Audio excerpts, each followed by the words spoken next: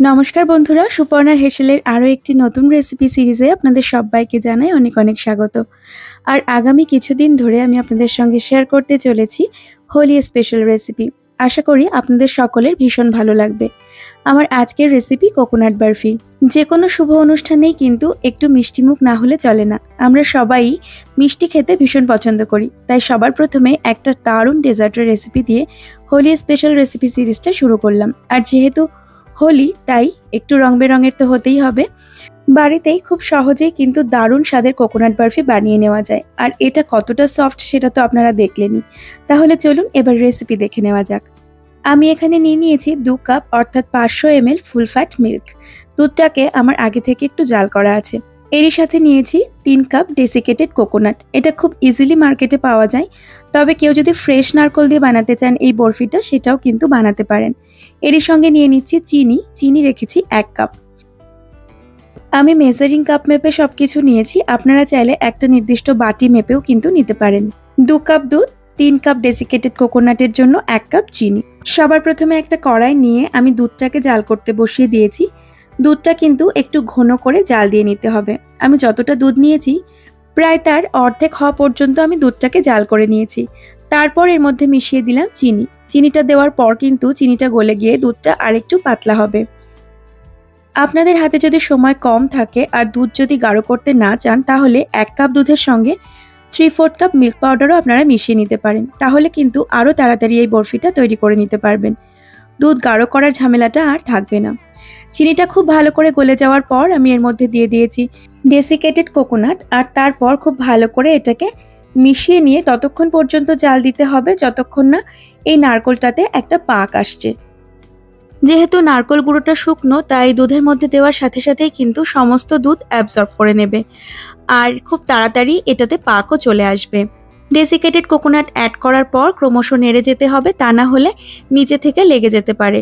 দেখুন, ডেসিকেটেড কোকোনাটের এই মিশ্রণটা কড়াই ছাড়তে শুরু করেছে, অর্থাৎ এটাতে সঠিকভাবে পাক চলে এসেছে। চাইলে আপনারা বরফিটাকে এভাবেও সেট করে নিতে পারেন, তবে যেহেতু আমি আজকে দুটো রঙের করেছি, তাই মাঝখান থেকে আমি ভাগ করে নিলাম। এখান থেকে অর্ধেকটা তুলে নিয়ে আমি একটা কেক টিনে সেট করে নেব। আজকে এটা সেট করার জন্য আমি একটা স্কোয়ার কেক টিন নিয়েছি আর তার উপর একটা বাটার পেপার দিয়ে দিয়েছি, যাতে ঠান্ডা হয়ে গেলে বরফিটাকে খুব সহজে কেক টিন থেকে বার করে নেওয়া যায়। এবার স্প্যাচুলার সাহায্যে খুব ভালো করে চেপে চেপে আমি এই নারকেলের মিশ্রণটাকে এর মধ্যে একদম স্মুথভাবে বসিয়ে দেব। তারপর বাকি যে অর্ধেকটা আছে তার মধ্যে দিয়ে দিচ্ছি সামান্য একটু রেড ফুড কালার। হালকা একটা পিঙ্ক কালার আসবে, সেজন্যই আমি এখানে রেড ফুড কালারটা ইউজ করলাম। আপনারা যদি ফুড কালার পছন্দ না করেন, তাহলে আপনারা বরফিটাকে সাদাই বানাতে পারেন। আর আমরা সবাই তো এটা জানি যে ফুড কালারে শুধুমাত্র রঙের পরিবর্তন আসে, স্বাদের কোনো পরিবর্তন হয় না। নারকেলের মিশ্রণটার সাথে খুব ভালো করে আমার ফুড কালারটা মিশিয়ে নেওয়া হয়ে গেছে। দেখুন, খুব সুন্দর একটা গোলাপি রং এসেছে। এবার এই মিশ্রণটাকে আমি কেক টিনের উপর দিয়ে দেব আর খুব ভালো করে আগের মতোই স্প্যাচুলা দিয়ে চেপে চেপে এটাকেও সেট করে নেব।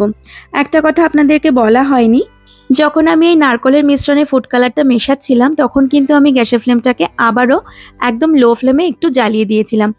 দেখুন, খুব ভালো করে সেট করে নিয়েছি আর এটাকে এভাবেই 2-3 ঘন্টার জন্য ফ্রিজে দিয়ে দেব। চাইলে আপনারা ওভারনাইট ফ্রিজের বাইরেও রেখে দিতে পারেন।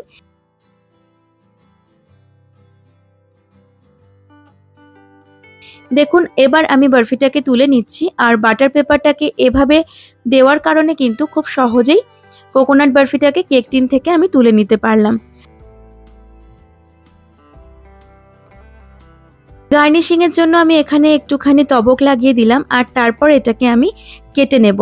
আমি আজকে বরফিটাকে স্কোয়ার শেপে কাটছি, আপনারা চাইলে বরফি শেপেও কেটে নিতে পারেন। এত সুন্দর হয় এই বরফিগুলো, যেমন দেখতে ঠিক তেমনই খেতে।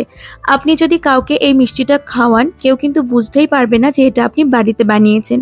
তাহলে আর কি, ঝটপট বানিয়ে ফেলুন আর প্রিয়জনদেরকে খাওয়ান। কেমন লাগলো আমার আজকের এই রেসিপি জানাতে ভুলবেন না, আর ভালো লাগলে অবশ্যই একটা লাইক করে দেবেন। চ্যানেলের নতুন বন্ধু হয়ে থাকলে সাবস্ক্রাইব করার জন্য অনুরোধ রইল। আমি আবার হাজির হয়ে যাব কাল নতুন আরেকটি রেসিপির সঙ্গে। ভালো থাকবেন সকলে, টাটা।